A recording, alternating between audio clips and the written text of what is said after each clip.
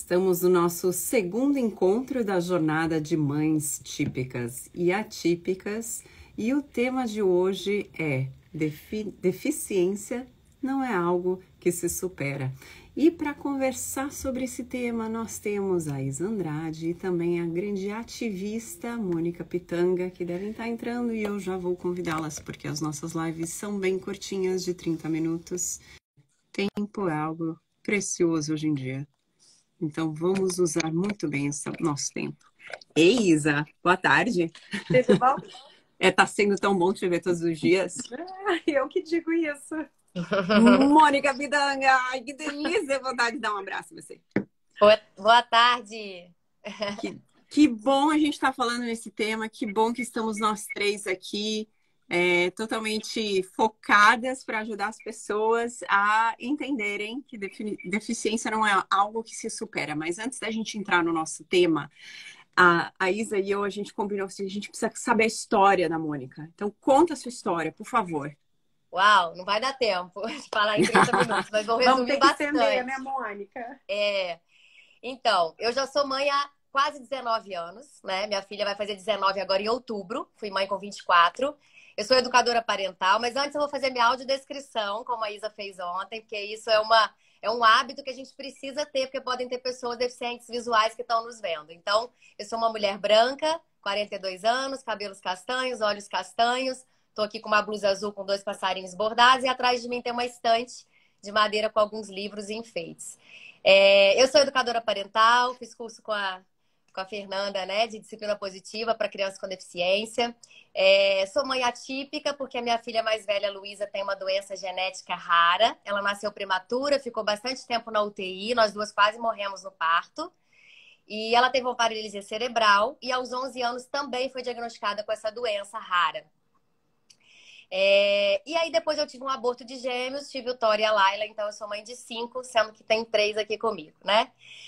E o meu lugar aqui, né, é esse de mãe, como a Isa também falou ontem, vivendo essa deficiência, convivendo com a deficiência há 18 anos, da Luísa, né? E eu fiquei muito feliz com esse convite, Fernanda, porque... E o tema, né, deficiência é algo que se supera.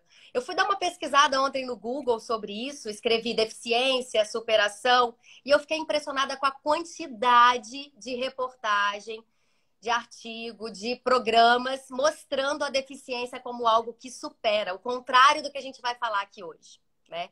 Então, é muito. O jornalismo, ele vende a deficiência como algo que supera, chama a atenção das pessoas, essa imagem da superação, né? Inclusive, essa é uma preocupação da minha filha. Esse ano a gente teve a oportunidade de participar do Fantástico, né? Do quadro Mulheres Fantásticas na Globo. E ao dar a entrevista, a preocupação da Luísa toda era: mamãe, será que eles vão vender a nossa imagem como alguma... Eu não quero ser vendida, colocar minha história como alguma coisa de superação. A preocupação da Luísa era essa, né? Porque hoje a gente tem a consciência. Mas muita gente não tem, é sobre isso que a gente vai falar aqui hoje, né? Por quê? Inclusive, eu coloquei uma enquete aqui no meu Stories hoje, perguntando se deficiência é algo que supera.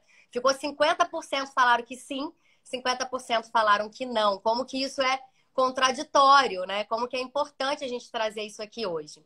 Então, eu não vou focar na minha história, porque senão não vai dar tempo de falar sobre o assunto. Se quiser, a gente marca uma outra live. Isso. Eu vou ter o prazer de contar a minha história, assim, em detalhes, que é muita coisa.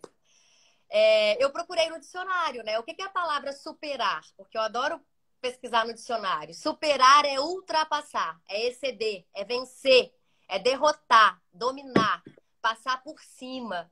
E é impossível, né?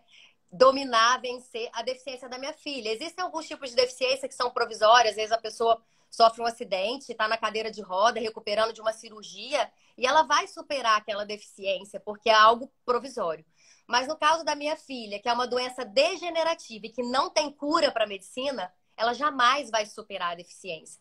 O que ela precisa superar são os limites, são o preconceito, são os olhares, são as barreiras, né? Tudo isso, que vem atrelado, né, ao capacitismo, a esse preconceito, é o que precisa ser superado, não a deficiência.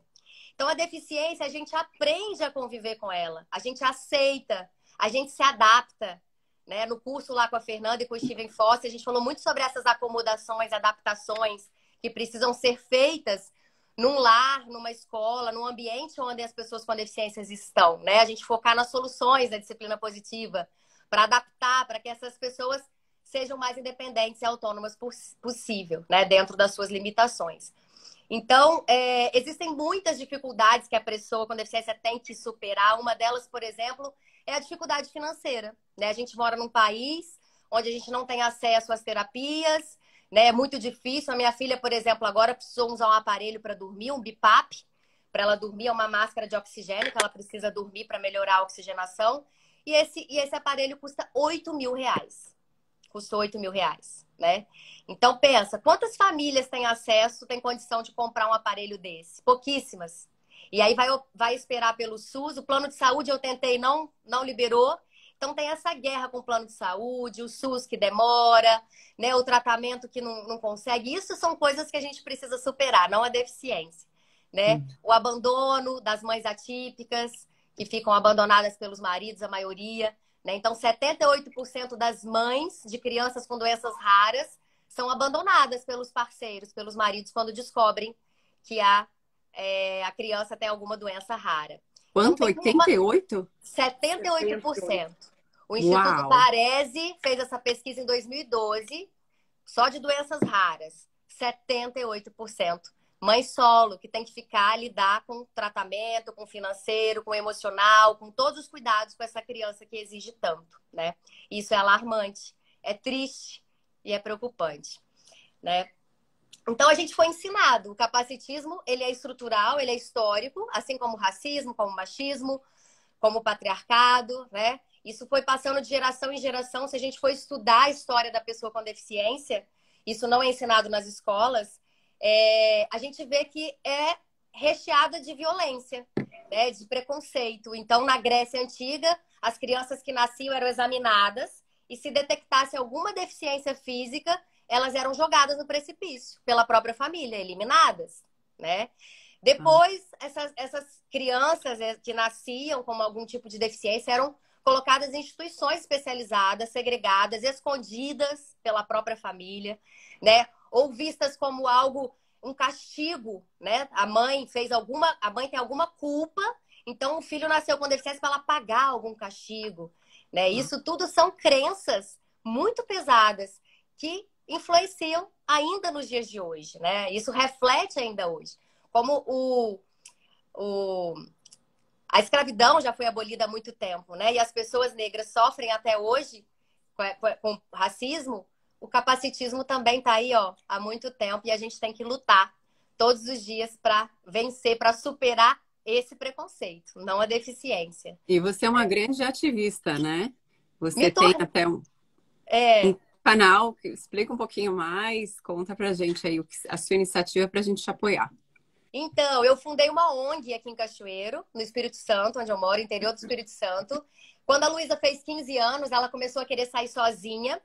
Como eu sempre tive carro, sempre peguei a Luísa no colo, levei para todos os lugares, nunca escondi a Luísa, né? Mas quando ela fez 15 anos, ela quis sair sozinha e eu vi que a cidade era deficiente. Ela não conseguia sair para tomar um sorvete com as amigas ou ir no cinema ou uma a festa cidade que era deficiente, eu gostei isso. dessa. A cidade. Não a minha filha também, né? Tem a deficiência, mas a cidade não estava preparada. Uhum. E aí eu vou falar sobre isso também depois, o modelo social e o modelo médico, né? Que enxerga a deficiência. Mas ao ver, a minha filha tentou fazer um cursinho particular, um cursinho para ela se preparar para uma prova do IFES, que é o Instituto Federal. Ela ia sair do ensino médio, ia fazer o IFES. As amigas todas estavam frequentando o cursinho. Eu fui matricular a Luísa, cheguei lá, uma escadaria de todo tamanho, não tinha elevador. E o banheiro não entrava, o andador dela. Então, ela acabou desistindo de fazer esse curso porque o local não tinha acessibilidade. O que eu ouvi do dono do cursinho, que era particular, é que o centro da cidade não era acessível e ele precisava estar no centro, que era um local bem localizado. Então, as pessoas, elas não se responsabilizam, né? Elas culpabilizam. Até a Isa falou sobre isso, né? Joga a culpa para o outro. O centro não é acessível e eu posso te oferecer a apostila para você estudar em casa. E a minha filha falou, eu não quero estudar em casa. Eu quero estar aqui junto com as minhas amigas, interagindo com os professores. E ela acabou desistindo. A escola que ela estudava, que também era uma escola particular aqui, ela estudava no 3º andar, a cantina era no 1º. E não tinha elevador. Então ela dependia de alguém pegar, descer por uma rampa super inclinada, passar por fora da escola, numa rua de paralelepípedo, destrancar o portão para ela chegar na cantina e lanchar. Sendo que o lanche era 15 minutos. Quando ela chegava lá, já tinha acabado o recreio, ela lanchava sozinha. Então, quem é deficiente, né? Fica a pergunta. O modelo médico, ele vê a pessoa com deficiência como um erro, como algo a ser consertado, né? Então, vende aquele excesso de terapias, a gente precisa encher os nossos filhos de terapia para que o nosso filho se torne o mais normal, né? Entre aspas. Esse é o modelo médico. Ele enxerga a deficiência, o CID, o diagnóstico, né? E enxerga que o problema está na pessoa, no indivíduo. E o modelo social, que começou em 1960, mais ou menos, a ser difundido e discutido pelas próprias pessoas com deficiência, ele enxerga que o problema está na sociedade. Isso que eu falei da cidade deficiente, é o modelo social, né? Então, a sociedade não está preparada para receber essas pessoas. Então, a deficiência, ela se torna um problema à medida que esse indivíduo, que tem algumas limitações, entra em contato com um meio social que tem barreiras. Barreiras arquitetônicas, barreiras atitudinais, o preconceito, né? Então, a minha filha não é um problema. O problema é quando, por exemplo, ela foi há uns 15 dias atrás, ela foi num show da Juliette e eu não pude acompanhá-la. Foi a primeira vez que ela foi num show sozinha, sem mim. E sempre que eu vou, eu tomo a frente de tudo e vou brigando e lutando e no ativismo e, né, pela falta de acessibilidade. Sempre é uma luta, nunca é algo tranquilo. E dessa vez eu não estava com ela. Ela foi com uma tia-avó e a tia-avó não está acostumada. E a Luísa, brilhantemente, né? Eu sabia que isso ia ser uma grande oportunidade para ela ser protagonista ali e fazer a parte dela. E chegou lá realmente, era na capital aqui do Espírito Santo, em Vitória. A casa de show chiquérrima, não tinha acessibilidade. Não tinha onde estacionar o carro. O lugar onde ela ganhou para ir encontrar a Juliette no camarim. Ela ganhou a pulseirinha, né? O meet and greet. E chegou lá, era uma escadaria. E ela não tinha como subir. O que eles ofereceram para ela? Migalhas, como sempre. Ofereceram para ela passar por fora da casa de show, sair da casa de show, passar por fora, dar uma volta e entrar pelos fundos para chegar no camarim. A minha filha falou, eu não quero. A Luísa falou, eu não quero passar por fora. Eu tô aqui, eu quero subir essa escada e eu preciso que alguém me leve no colo. Eu não me importo, ela falou. Eu quero que alguém me leve no colo. E ela me contando depois, e a tia também, porque a tia não conseguia. Eu consigo pegá-la no colo e ultrapassar essa escada. Porque eu tenho 42 anos e ainda consigo. Mas a tia-avó não conseguia. E aí veio um segurança fortão, segurou ela no colo e falou pra ela, nossa, mas você tá dando trabalho aqui, hein? Você acredita? Trabalho, e ela me tá contando. dando a estrutura que não existe. Ai, então, meu Deus. esse é o modelo médico capacitista que enxerga a pessoa como um problema.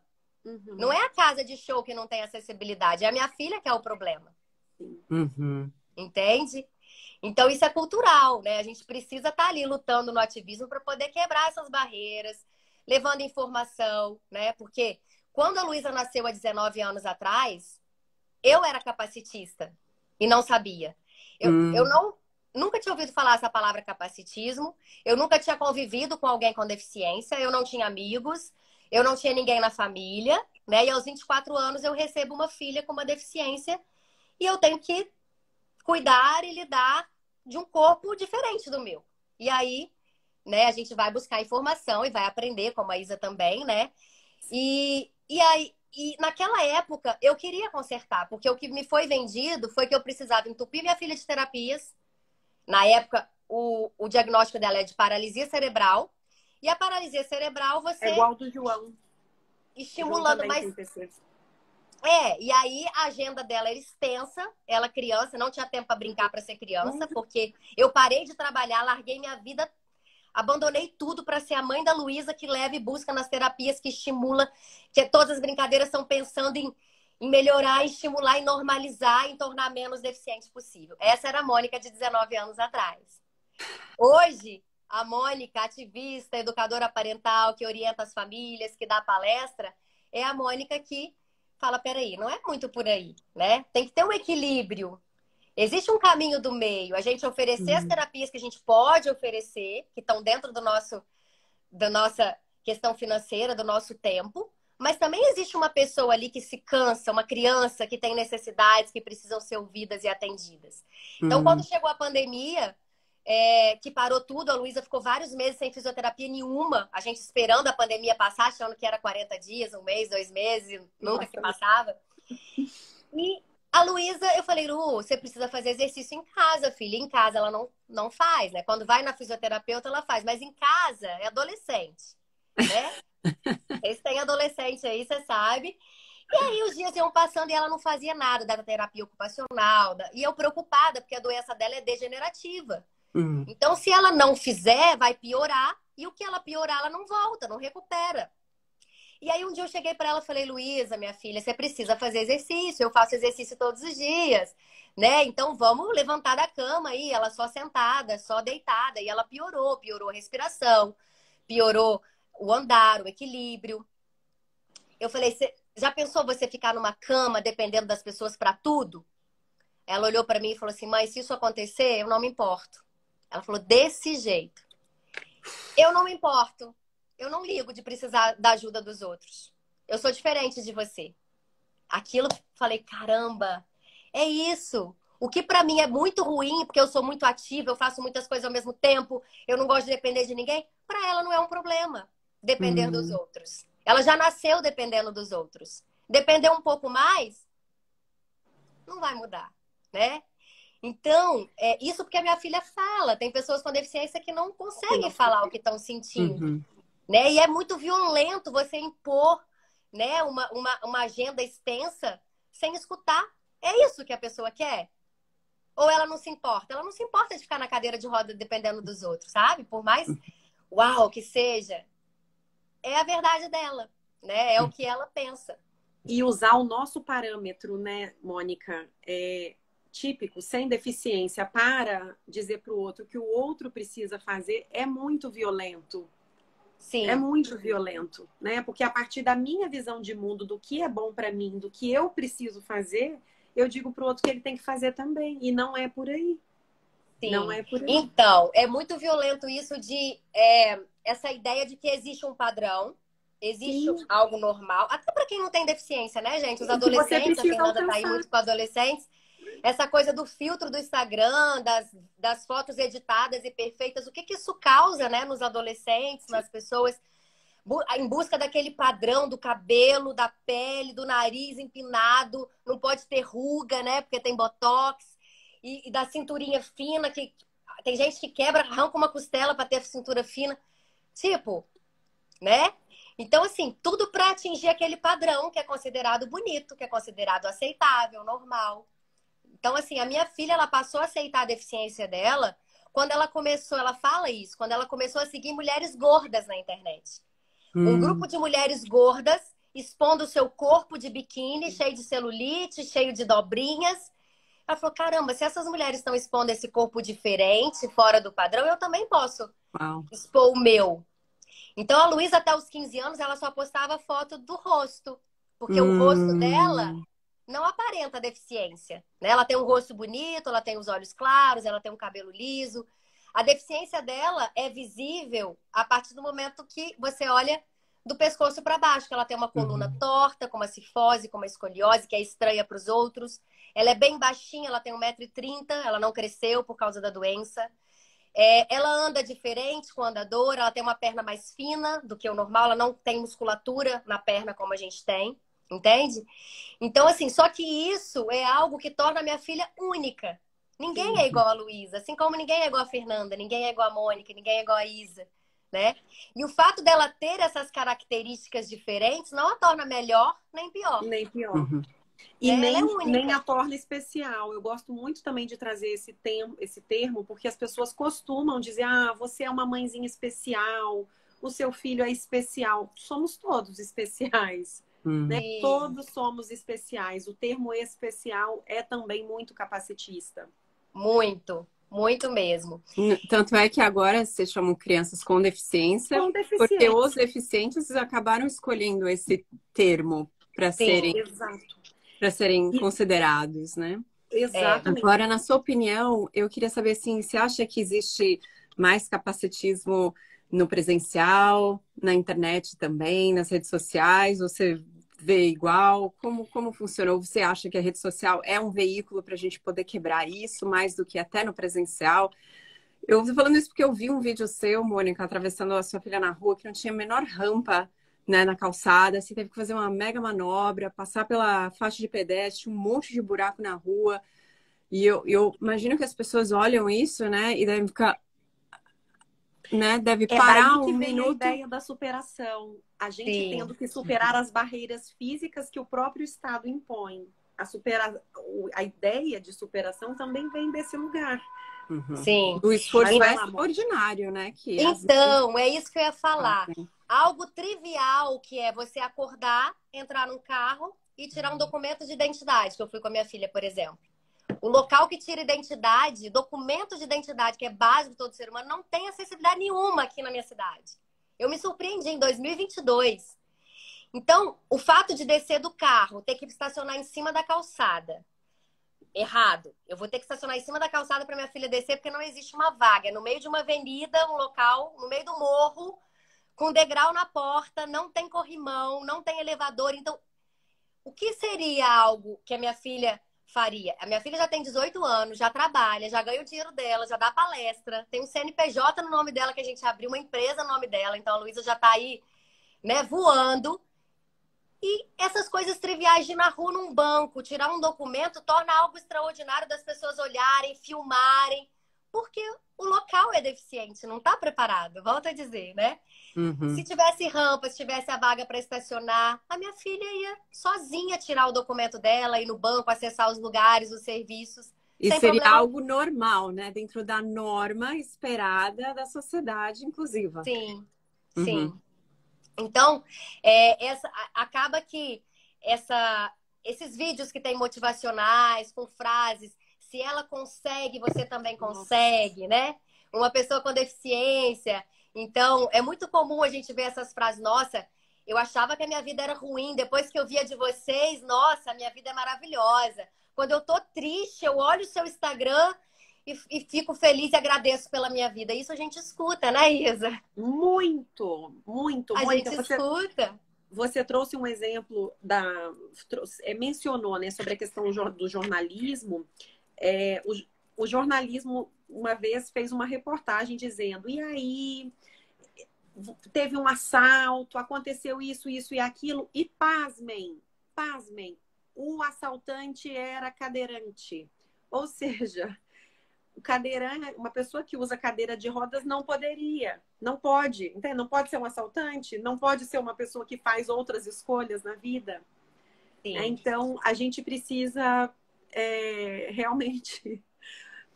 Enfim. Ontem eu escutei um rapaz que ele ficou tetraplégico no acidente e ele estava falando, ao invés dessa ideia da superação individual, então a pessoa com deficiência, por exemplo, ela não tem as duas pernas. E aí ela vai ter que dirigir, por exemplo. Então, para ela subir no carro sem as duas pernas, ela vai se adaptar, ela vai colocar um banquinho, ela vai subir, ou uma pessoa com nanismo, por exemplo, Sim. né? Ela vai fazer as adaptações para ela conseguir dirigir. É algo trivial. Sim. Só que para a sociedade capacitista, enxerga aquela adaptação e o fato da pessoa conseguir dirigir como algo extraordinário, motivador e inspirador, né? Então, objetificam a pessoa, esse grupo de pessoas, para fazer a outra pessoa se sentir bem. Tipo, as pessoas sem deficiência olharem aquela pessoa com deficiência, fazendo aquele esforço para conseguir algo trivial, elas vão se sentir bem, falando, caramba, nossa, minha vida é muito boa, eu não preciso passar por isso que ele está passando, né? Exatamente. Quando você então, vê uma ideia pessoa muito entrando errada. num banco, uma pessoa entrando no banco, né? Banco de dinheiro, assim, e tendo que subir a escada de bumbum porque não tem um elevador, não é superação. Isso não é um exemplo de superação. Isso é o Estado sendo capacitista, isso é a sociedade sendo capacitista e a pessoa tendo que vencer os obstáculos que o próprio Estado impõe. Sim. As ações, eu lembrei, você falando desse exemplo do banco, eu lembrei que a minha filha, nesse mesmo final de semana que ela foi no show, no domingo, ela foi num bar na beira da praia, lá em Vitória, lá num local que cheio de barzinhos, assim, ela foi com a tia. Diz ela que chegou lá, o dono do bar, quando viu a Luísa, começou a chorar. Ela falou, mãe, ele começou a chorar. queria me abraçar, queria encostar em mim. O fato de eu estar num bar num domingo na beira da praia é algo... Como ele não vê nunca pessoa com deficiência na beira da praia, ao me ver, ele se emocionou e começou a chorar. Falei, como assim, Luísa? Ela falou, sim, eu filmei, mãe. A Mônica, filmou a reação do... Sabe? Você deve passar por isso também, né? Nessa questão da objetificação dos corpos com deficiência. As pessoas acham que elas podem tocar nos corpos das pessoas com deficiência. Muito, o tempo todo. O tempo A todo. Luísa tem 18 anos e as pessoas tocam como se ela fosse um bebê, passa a mão na cabeça, no rosto, falam Deus te abençoe com ela. Comigo ninguém fala isso, ninguém encosta no meu corpo. Exato. Ninguém encosta em mim quando eu tô na rua, no elevador, por que encosta na minha filha? Eu entendo assim, como uma mãe típica, né? Uma pessoa que não, aparentemente não tem nenhuma deficiência, né? Então, como a gente pode, em vez de reclamar porque não tem, às vezes, uma rampa na calçada, o que a gente pode fazer? Porque eu imagino que muitas pessoas típicas juntas podem ajudar todos a serem inclusivos, né? Você está super ajudando, Fernanda, aqui abrindo espaço para a gente estar falando sobre esse tema no seu canal, né? Que tem tanta gente que te segue, tantos seguidores, tantas pessoas que não estão acostumadas a ouvir sobre esse tema, né? Então, assim, aqui é isso, é pensar assim, eu aprendi, né, nesse ativismo, nesse tempo estudando sobre a pessoa com deficiência, que a empatia não é se colocar no lugar do outro. É o que você acabou de falar. Eu não tenho uma deficiência, então eu jamais vou saber eu nunca vou saber o que a minha filha passa, né? A não ser que eu desenvolva uma deficiência, que eu também não tô livre, ninguém tá livre, né? Mas até o dia de hoje eu não consigo saber o que um deficiente visual passa, o que uma pessoa trans passa, né? O que uma mãe de uma criança trans, por exemplo, o sofrimento que eu não sei. Mas o que eu posso fazer? Eu posso escutar, igual aqui, ó, nós temos 61 pessoas ao vivo, às 4 horas da tarde, escutando, aprendendo, né? Isso é empatia, é se abrir para escutar, para aprender com a história do outro, com a experiência do outro, e aí sim pensar, o que eu posso fazer enquanto cidadã, no meu trabalho, na escola do meu filho, com as amizades, o que eu posso fazer? Eu posso perguntar, Mônica, na escola, aliado. quando eu vou matricular o meu filho, tem crianças com deficiência? A escola é acessível? Por que não tem crianças com deficiência? A escola impõe barreiras? A escola pede para esse pai pagar o cuidador? Né? Tem escolas, isso é contra a lei, mas entende? No início, barreiras eram colocadas. Então, nós podemos sim. Eu posso perguntar para essa mãe de criança com deficiência, como eu posso te apoiar? Você precisa de apoio na sua maternidade? Como eu posso te apoiar? O seu filho pode ir à minha casa brincar? Ô, Fernanda, aí vai muito da disciplina positiva, né? Da ferramenta, focar nas soluções. Exato. Existe um problema grande que faz muita gente sofrer. E aí a gente vai pensar com criatividade. Quais são as soluções? O que eu posso fazer? O que está dentro do meu alcance? Eu vou fazer uma jornada de mães atípicas no meu canal. Vou abrir para essas mães. É uma solução, né? Que vai plantar a sementinha na cabeça de muita gente, que vai furar essa bolha, que vai fazer as pessoas pensarem. É muito louco isso, porque eu fiquei 2 anos presa em casa, presa mesmo na pandemia, porque a Luísa é de risco, tem esse problema respiratório. E agora que eu comecei a sair, tem um mês mais ou menos, não tem um dia que eu saia com a Luísa na rua que alguém, 1, 2, 3 pessoas não parem aqui na cidade ou nas cidades vizinhas, que eu fui para uma praia aqui próxima na Semana Santa, e falem: caramba, você é menina, eu te vi no Fantástico, eu te acompanho nas redes sociais, o trabalho que vocês estão fazendo é muito bom. Eu fui no supermercado agora, semana passada, uma mãe que não tem filho com deficiência falou: eu amo seguir vocês, e eu aprendo muito, né? E como que eu falo com a minha sobrinha, aí fez uma pergunta, né? Que ela viu uma pessoa na cadeira de roda, assim, aí fez pergunta. Então, assim, é muito bom que a gente vai fazendo essas micro-revoluções, essas transformações de 1 a 1, assim, cada vida, cada família, cada criança que a gente consegue tocar e transformar, a gente vai estar ajudando as gerações futuras também, né, Isa? Porque alguém lá atrás já lutou para a gente estar aqui hoje com os nossos filhos na escola regular, né? Então, eu acho que a ideia é abrir diálogo e a gente ter a linguagem correta, né? Não é adivinhar o que a sua filha precisa, mas chegar e falar: o que eu posso fazer aqui para te ajudar? Né? O que te ajudaria mais? Ao invés do que eu acho que te ajudaria, mas eu não vou perguntar porque eu estou com constrangimento, porque eu deveria saber, então aí cria uma confusão. É simplesmente perguntar, né? Tá aberto para ter esse diálogo? Fernanda, eu erro todos os dias na ONG, porque na ONG tem deficientes visuais, auditivos, intelectuais, né? Então, assim, eu não vivo a deficiência auditiva, né, e visual. Então, outro dia eu fui ajudar uma pessoa, ela é cega, Ana Maria, aí no banheiro. Eu falei, olha, eu não sei o que eu tenho que fazer, me fala que eu te ajudo. Ela falou, você me ajuda aí no banheiro? Eu falei, ajudo. O que eu preciso fazer? Ah, eu vou segurar no seu ombro. Falei, então segura. Aí cheguei na porta do banheiro, ela falou assim, aonde que tá a pia? Eu falei, a pia tá aqui na sua frente. A porta tá atrás de você. E o vaso sanitário tá aqui na sua direita. Mônica, é isso que eu preciso. Agora pode me deixar que eu vou no banheiro. Eu já sei onde tá cada coisa. Eu aprendi ali, né? Convivendo. E sem medo Mais de do que errar. tentar, Mônica, mais do que tentar aliviar o nosso próprio desconforto com frases motivacionais, porque é isso que acontece, às vezes a pessoa se coloca, fala, nossa, se eu vivesse essa situação, eu não sei como eu reagiria. Então, na tentativa de aliviar um próprio desconforto, ela tenta motivar e arrasa com tudo. É muito mais lindo dizer, eu às vezes me sinto constrangida, não sei como te abordar, não sei como perguntar. É de coração para coração, é sendo de verdade mesmo. Isso é muito verdade. mais. Né? Ô, Fernanda, já estouramos o tempo, né? Mas estamos chegando no final e a Isa e hoje a gente preparou 2 perguntas básicas que estamos fazendo. Deixa eu só dar uma dica antes das perguntas. Eu quero dar uma dica sobre isso que a gente está falando, de um TED Talk da Stella Young, chama I'm Not Your Inspiration, Thank You Very Much. Eu não sou sua inspiração, muito obrigada. Você já assistiu, Fernanda? Não. Tá em inglês, mas tá em tradução no YouTube, né? Para português. Coloca no seu perfil, Mônica, depois vou colocar. da live. É muito bom. É 10 minutos, mas é sobre tudo isso aqui que a gente está falando, né? De que as pessoas com deficiência não querem ser vistas como inspiração, por fazer algo trivial. Elas querem ser vistas como inspiração por fazer algo realmente extraordinário. Por descobrir a cura de uma doença, a vacina do Covid, enfim, né? Aí sim, não por ter uma deficiência acordar e fazer coisas triviais, ir no banheiro, enfim. Mas fala da pergunta agora pra gente fechar. Gente, eu tô tão nutrida. Olha, que delícia essa conversa. Bom, a gente preparou 2 perguntas. Você quer fazer a primeira, Isa?